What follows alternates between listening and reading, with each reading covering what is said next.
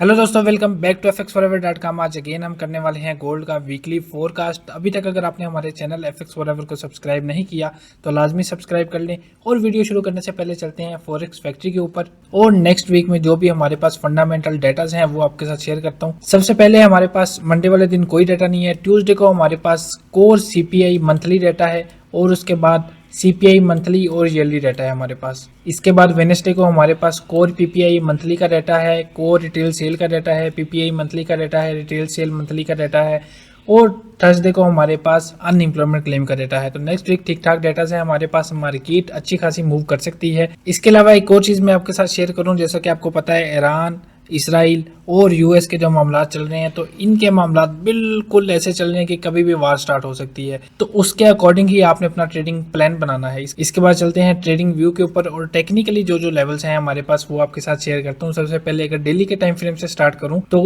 Daily के time frame में gold हमारा स्टिल बुलिश है।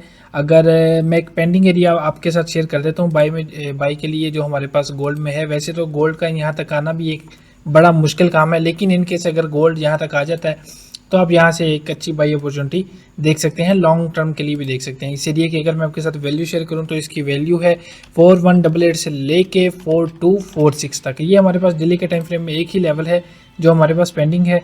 वैसे यहाँ पे भी गोल्ड का आना बड़ा मुश्किल है। इसके बाद चलते हैं H4 में और H4 में जो जो एरियाज़ हैं वो आपके साथ शेयर करता हूँ। सबसे पहले H4 में हमारे पास ये एक एरिया है H4 में जहाँ से हमें एक अच्छी बाई अपॉर्चुनिटी मिल सकती है। इस एरिया की अगर मैं आपके साथ वैल्यू शेयर करूं तो इसकी वैल्यू है 4407 से लेके 4425। इसके अलावा एक एरिया हमारे पास ये वाला एरिया भी है यहाँ से हमें एक अच्छी बाई अपॉर्चुनिटी मिल सकती है, लेकिन इस एरिया को हम थोड़ा मॉडिफाई करते हैं H1 में जाके और H1 के टाइम फ्रेम में आ जाते हैं। अच्छा, वैसे तो अभी पॉसिबल है कि गोल्ड यहाँ से हमारा जो H4 का ही एरिया है इसी को भी अच्छा खासा रिस्पेक्ट करेगा। यहाँ थोड़ा रीटेस्ट करने के बाद जहाँ से हमें अच्छी बाई अपॉर्चुनिटी मिल सकती है, लेकिन ये वाला लेवल जो है वो थोड़ा रिस्की हो सकता है, इसलिए हम इस लेवल को मूव करते हैं यहाँ पे और हमारी जो बाई की अपॉर्चुनिटी होगी वो हम इस लेवल पे देखेंगे।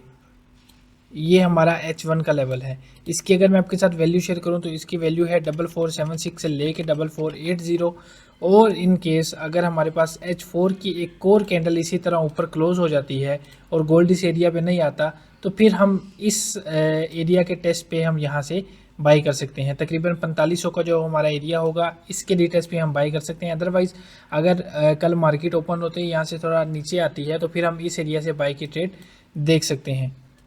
इसके अलावा H1 में हमारे पास कोई एरिया नहीं है। ये एक सेलिंग एरिया था हमारे पास जिसको मार्केट ऑलरेडी फ्राइडे को टेस्ट कर चुकी है और टेस्ट करने के बाद अच्छा खासा यहाँ से हमें रिएक्शन देखने को मिला है, जो कि तकरीबन 300 पिप की मूव हमें अपने सेलिंग एरिया से मिल चुकी है। तो अगेन हम यहाँ पे सेलिंग करना पसंद नहीं करते। उसके अलावा हमारे पास ये एक डबल टॉप का एरिया है, यहाँ से भी अगर हमें कोई 15 मिनट में 5 मिनट में बेरिश स्ट्रक्चर मिलता है तो फिर हम यहाँ से सेलिंग की ट्रेड देख सकते हैं। अदरवाइज सेलिंग मैं प्रेफर नहीं करूंगा क्योंकि वार के मामला चल रहे हैं। इसके अलावा यूएसडी भी बहुत वीक है क्योंकि आजकल यूएस हर वार में डायरेक्टली इन्वॉल्व हो रहा है, तो उससे यूएसडी वीक हो सकता है और गोल्ड मजीद अप जाएगा।